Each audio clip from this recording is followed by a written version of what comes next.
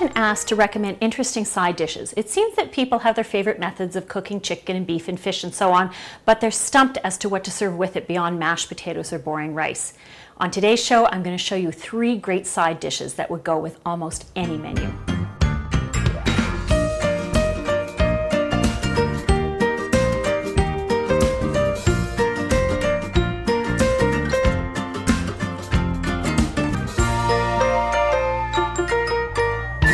First up, I'm going to show you how to make fragrant rice. It's a delicious concoction that's sort of Middle East inspired, dancing with a little fringe of Morocco maybe, and it's so good with all sorts of different proteins.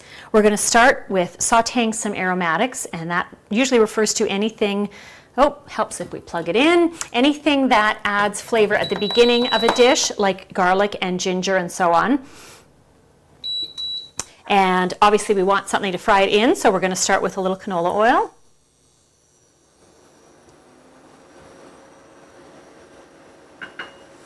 And we've got some finely minced shallots, as I've mentioned before. I really like using them because it's great if you only need a couple of tablespoons. You mince up 1 shallot and you don't have half an onion to deal with. And they don't need much cooking because their flavor isn't too strong. I've also got some minced ginger. And sometimes I get asked why chefs prefer to chop ginger instead of using garlic, instead of using a garlic press. And that's because they believe that more of the oils stay with the garlic. It's up to you. The press sure is quick and easy. And here is our ginger.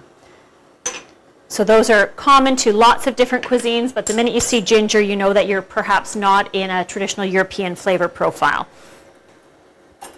And we'll just give that a little stir. And we'll let it start to simmer. Next up, we're going to chop the really important ingredient for this dish, or grate it, and that's turmeric root. And you may see powdered turmeric. It's what gives things a really nice, bright, vibrant yellow hue, and it's also great for anti-inflammatory properties, but the root's really nice to work with as well. So I'm just going to grate it here. You can see, if the camera's showing, how vibrant and yellow it is. And as with grating garlic, you don't need to peel it because the peel just sort of disintegrates. It's a lot drier than garlic, so it's easy to get it off the grater. And however much you like to use is fine. You could use about half as much of powdered if you're going that route. And the reason that we fry all these things first is that it sets the base flavor layer before we add in the next ingredients. So next up, we're going to chop some cauliflower. Often when it's really finely chopped, it's called cauliflower rice, which is sort of a new term.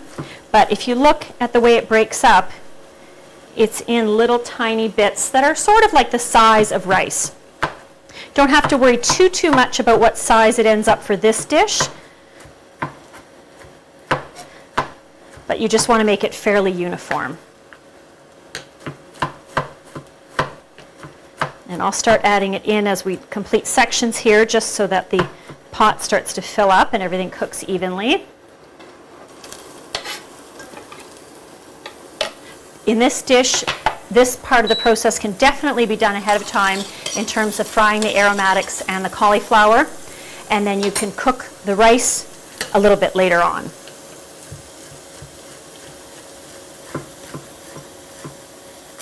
A few years ago, when cauliflower was the it vegetable of the year, it had a spike in price due to demand. Thankfully that has passed and now it's back to where it belongs in the price spectrum.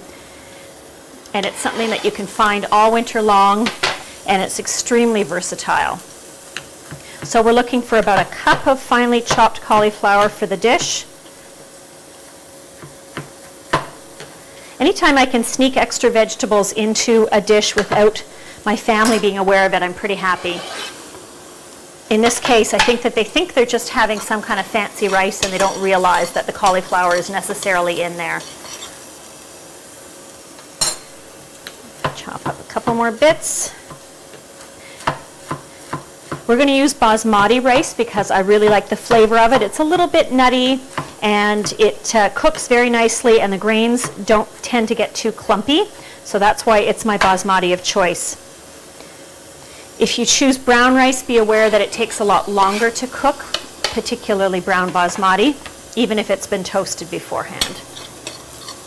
Okay, I think that's enough, so we'll just let this saute for another moment. And now we're going to add the rice and also let it saute for a minute. It's equivalent to toasting the rice before you cook it, especially for brown rice. So by coating it in oil, it helps it start its cooking process and it's absorbing the flavors that are already in the pot. Okay.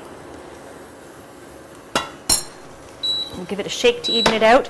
Then we're going to add, we have 3/4 cup of rice, so we're going to add 1.5 cups of water. You could use regular long grain white rice if that's what you prefer. This dish would still be fantastic with that. Give it a stir. And as with all rice preparations, we're going to turn the heat up and bring it to a boil. And then as soon as it's boiling, we're going to turn it down low and let it cook for about 15 minutes. So we'll just keep an eye on the pot for that. While it's cooking, we'll get ready for what's going to come next, which is some chopped herbs, parsley and mint. Just clean off our knife here. A little bit of a mess. I'll just turn it up so we can get that to a boil more quickly.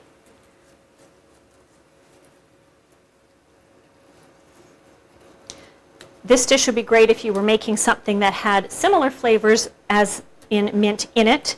It would be nice, for example, with lamb, which goes so well with mint. I've even seen dishes of chicken that have been prepared with mint. But it's great standalone too with just plain protein preparations. Okay, so I can see now it's just starting to simmer. So I'll finish chopping this mint and then we'll put the lid on and let it cook for about 15 minutes. Try to resist the urge to check rice when it's cooking. Every time you take the lid off, you're losing some of the trapped steam, and that's going to affect the finished product. Okay, so we're going to turn it down, and we'll check it in 15 minutes. All right, we've got our mint all ready. We're going to check on our rice. Looks pretty good, nice and fluffy. Turn the heat off. And we'll just get the rest of our add-ins ready. You can see, as I've mentioned in the past, I love using fresh herbs. It's such a great way to add a lot of color and flavor to any dish. And if you just make a habit of using them, then you'll find that they don't go to waste in your fridge. People often complain, oh, I bought it to make one dish and then didn't use the rest of it. If you're finding that's happening repeatedly, share them with your neighbors or chop them up and freeze them in water or oil, and then you can add them to other dishes. They won't be that nice garnish on top because they'll be mushy, but they still have all the flavor and can be stirred in during the cooking time. All right, and then we're going to add some fresh lemon juice. As you may know, I'm a big fan of that as well for its bright color.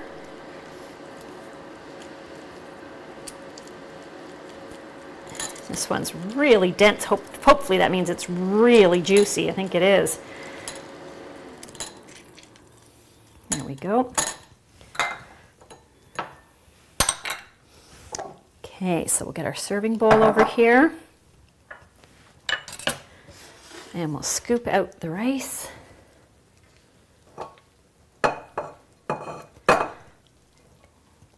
I just love the way the turmeric gives it that color. It's just fantastic.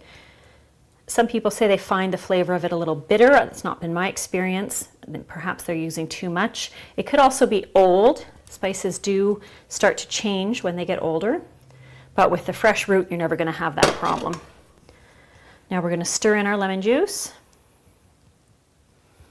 And we're going to stir in a couple other delightful little things. We've got some toasted slivered almonds. Nuts are really common in Middle Eastern and North African cuisines, and also some slivered dried apricots. And these are kind of like the nice little candy surprise in the middle of the dish. I'll put half the mint and half the parsley in there. And really you just need to poke it down into the dish. You don't actually have to stir it. It's just a matter of making sure it's evenly distributed so whoever is getting served last will still find all the goodies in the bottom. There we go. And more parsley and mint on top. And now you've got a beautiful side dish that is as aromatic or fragrant, since it's called Fragrant Rice, as it is pretty to look at. Carrots are one of the most versatile vegetables around. Not only are they nutritious, but they can add a big pop of color and flavor to any menu. Roasting is one of the best ways to bring out their natural sweetness, and coming up next, I'm going to show you a really impressive way to serve up roasted carrots. Fancy enough for a dinner party, but easy enough for a quick weeknight meal too.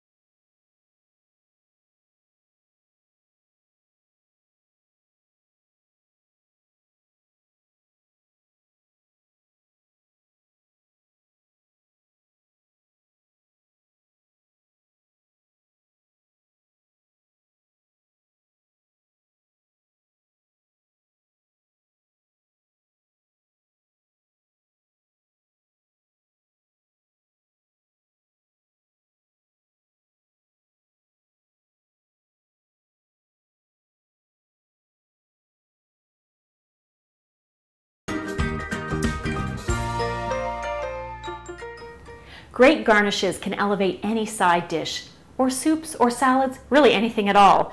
If nuts aren't an option, consider some great alternatives like crispy chickpeas, popped wild rice, which you can do in a frying pan with just a little tiny bit of oil, or crispy tortilla strips. They're all crunchy and delicious. I love the look of carrots on almost any plate, but let's face it, they can get a little boring sometimes. However, I've got the solution. We'll start with these beautiful French cut carrots that you can buy at Costco and at a lot of the big grocery stores. They're peeled, but they're actual real carrots. They're not mechanically pulverized like some of those little baby carrots. So we're going to start by cutting them in half lengthwise. And I leave the little green ends on, partly because it lets people know that they are real carrots, and also they're actually really tender and sweet and edible. A lot of restaurants will serve carrot greens, for example, or they'll even make a pesto out of carrot greens, so they're entirely edible, and it's kind of a fun surprise if your guests are polite enough to follow your lead as the host, and they see you eating the ends, and they try them, they'll like them. We're going to put them out on a baking sheet. The other nice thing about these is that they're fairly uniform in size, which means they're going to cook evenly and consistently. Put a couple more on our sheet here. And again, for the make-ahead tip, you can certainly cut them and just cover the pan with a towel or saran so that it doesn't dry out. All right. So before we roast them, we're going to brush them with a little bit of olive oil. And I find this easiest if you just have a little vessel of it and just go down the length of each carrot. This helps to bring out the natural sugars in the carrot as it heats and also keeps them from getting dried out. My husband suggested taking the carrots and dunking them in oil, and while that might be efficient, I think it would make them too oily. Surprisingly, vegetables that have too much oil on them don't get as crispy in the oven. You would think that they would, based on the principle of deep frying, but that's not the case. So if you're doing roasted potatoes, for example, less is more when it comes to the oil. There we go. And a little bit of salt and pepper, and that's all they need. If you want to work on a certain flavor profile to go with a meal, you could add cumin to this. That would be great. Crushed coriander seeds would also be really nice, but I'm going old school today. The reason I have salt in a grinder is then I can use the coarse kosher salt, and it is not as heavily iodized as some other salts, and often it has none at all, so it's better for you. We don't need iodine because we get it in our processed foods. So now this is going to go in the oven for about 15 minutes, and when it comes out, we're going to put a nice glaze on top and send it back for another quick trip to the oven. All right, our carrots are par roasted. They're about 2/3 of the way there. You can see they don't shrink up too much, which is great. And now we're going to add our delicious glaze. So I've got some honey in here, and I did microwave it just for about 5 seconds to soften it, just because that speeds things up, makes it a little easier to blend with our Dijon. And we'll just give this a little whisk. It makes a really, really nice, sort of a tangy glaze. The combo of the mustard and the honey complements the sweetness of the carrots really nicely. And we've got our brush again here to get it on. Same thing, just a little swipe down the middle of each one. And when it goes back in the oven, you'll get a bit more caramelization. The glaze might even start to get a little bit golden brown on top, and it just makes them look even more tempting. So once you've put the glaze on, they just need about 5 more minutes in the oven. And while that's happening, we're going to prepare our plate, because with the layering concept with flavors, we're going to put some flavor underneath the carrots as well as what we're doing on top of the carrots. So there we go. They're all nicely glazed. Trying to keep that brush from flying through the air. And so it'll be back into the oven for 5 more minutes, and then you can see me prep the plate and put the carrots on it. All right, we've got our carrots out of the oven now. Don't they look beautiful? They're just gleaming with that beautiful glaze on them. So now we're going to prep our plate. What I've got here is some mascarpone cheese. You could also use just cream cheese if you prefer. And we're going to add just a tiny bit of balsamic vinegar to that. And that's going to be the smear on the plate underneath. And I know the word smear sounds kind of weird, but that's the lingo they use in restaurants. And if you take a look at restaurant plates, they probably don't spill it on their serving tray though, they often will put something underneath on a dish just to add to the appearance, and it's a really great way to make something at home look more elegant. If your cheese is not quite stirrable, as mine is today, you can also put it in the microwave, but just for 5 seconds or less at a time to soften it. I'm just going to use a little elbow grease to get it going here. There we go. So now our balsamic is mixed in. If you want lily white cheese, you could use a white balsamic instead, but I would just avoid the ones that have a really sweet flavor to them, because you've got a lot of sweet already with the carrots. So the easiest way to do this, I am not a master at this technique by any means. I'm so impressed when you watch food TV how they just swoosh it down the plate. But if you start within the middle, just kind of push it in one direction, push it in the other direction, and then even it out. And then that's just going to be the bed on which the carrots sit. And then when people go to serve themselves, you just encourage them to scoop right up from the bottom to get some of that. And then you just want to take a second to arrange the carrots in a pretty way. They're really, really hot, so obviously take care as you're picking them up.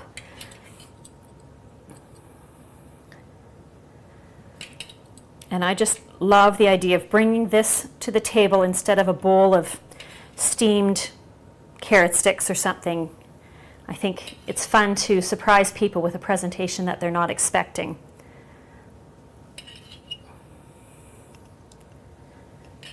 These would taste absolutely wonderful in a bowl, mind you, but it's nice, like I said, to take the extra moment. And if you're serving, if it's a dinner party, it shows your guests that you care enough about them to take the time to make the dish look really, really pretty.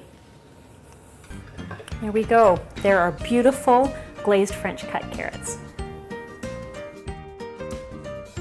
Most of us don't tend to serve raw vegetables unless they're in a salad bowl, but I'm trying to change that. Coming up next, I've got a gorgeous dish that showcases the color and flavor of a variety of vegetables in a really unique and appealing way. Don't be surprised if your guests want to photograph this dish before they eat it.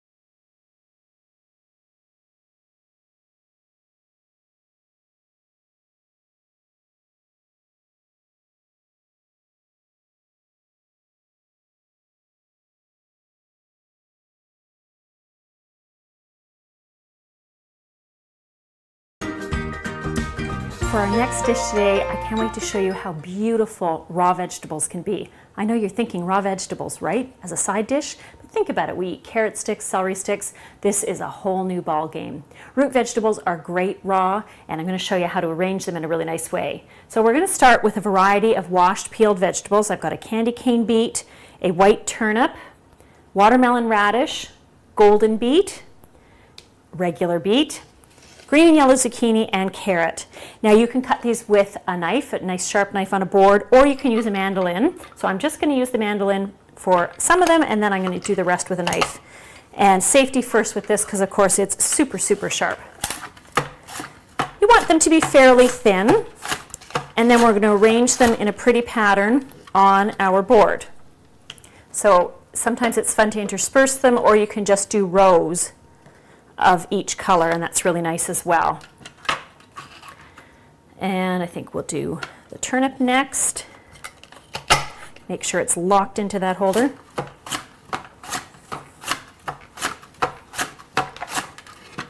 It certainly is fast if you're comfortable working with the mandolin.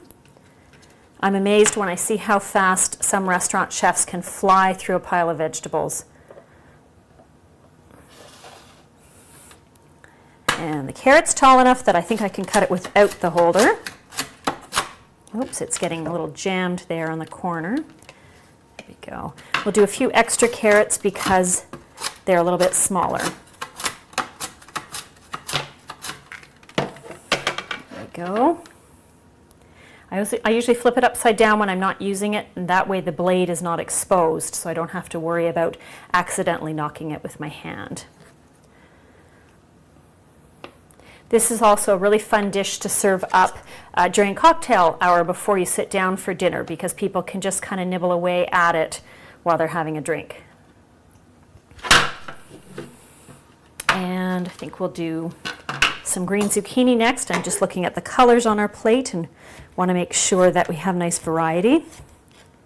And these are all vegetables that you can get pretty much from, I would say, October through to March or April. So it's nice to have something fresh and crispy in the middle of winter when we're getting used to a lot more of our winter vegetables like cauliflower and frozen peas and that kind of thing.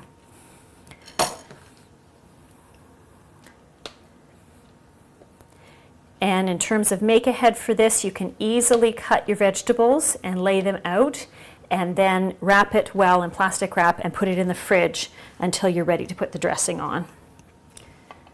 We'll try our candy cane beet next. These are just fun because the color's so vibrant on them. I'm just gonna trim the end of that one. You don't have to spend a fortune if you're looking for a mandolin.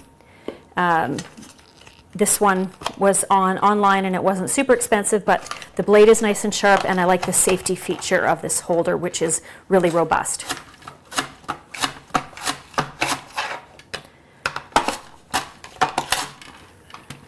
Aren't these pretty?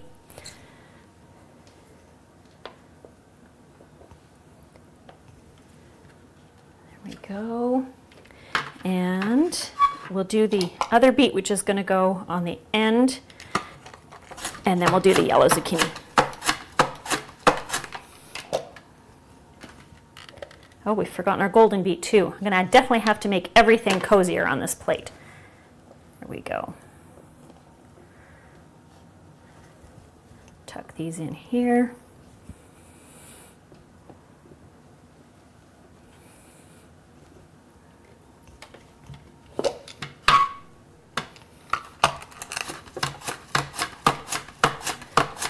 Golden beets are great on a variety of plates because they don't stain everything else around them the way that ordinary purple beets do. Sometimes I talk about working with beets as though it looks like a crime scene in your kitchen. And I think we'll just skip our yellow zucchini because our platter is so full and so gorgeous. So now we're going to make our dressing. And we're going to have our olive oil, which I'll just set aside for a moment, fresh lemon juice, which is perfect for a simple vinaigrette. As you can probably tell, I go through a lot of lemons, but as I've mentioned before, they're healthy and really not that expensive for what they add to your dishes. If you're going to spend money on good ingredients, you might as well go that extra step and buy the things to go with them that will make them shine. So our lemon. And for most vinaigrettes, you want something to emulsify it to make everything stick together, meaning that the oil and the acid will not separate. So we're going to put in a little bit of Dijon mustard. We'll add salt and pepper, and this way the salt will dissolve in the acid before the oil gets involved. If you wanted some heat, this would be the time to add some chili pepper or even some smoked paprika if you wanted to change the flavor a little. So we give that a shake, and then we add our oil. When you shake it by hand like this, you end up with a really nice light vinaigrette. If you wanted something that was creamier and thicker, you could whisk it with an immersion blender, and that just changes the texture a little bit, but it doesn't really affect the flavor. Now you want to drizzle the dressing on pretty much right before you're ready to serve so that the vegetables don't start to get kind of cooked a little bit by the acid. And it's this simple. You just do a nice drizzle on each row. Looks like that was just about the perfect amount of dressing. There we go. Make sure everybody's got some. And then you want to finish with some fresh herbs. Chopped basil is really nice. I've got some nice fresh thyme here, and I like the way that the little leaves look on top. And we're just going to scatter them. And when it comes time to eat this dish, you can offer people little crackers to put the vegetables on, and that's kind of a nice vehicle, and it soaks up the vinaigrette. Or you can assemble little individual plates, which are really, really pretty, and have them as a sit-down appetizer at the beginning of the meal. Or once again, even an individual side dish for everybody. There's our raw root vegetable carpaccio, showing winter vegetables in all their glory. With a little creativity and planning, you can make beautiful side dishes that will elevate any meal. Just don't forget the garnishes, like I almost did with the pistachio topping on these gorgeous French cut roasted glazed carrots. You can also make beautiful fragrant rice that's colorful and delicious, and this gorgeous root vegetable carpaccio. Side dishes to swoon over.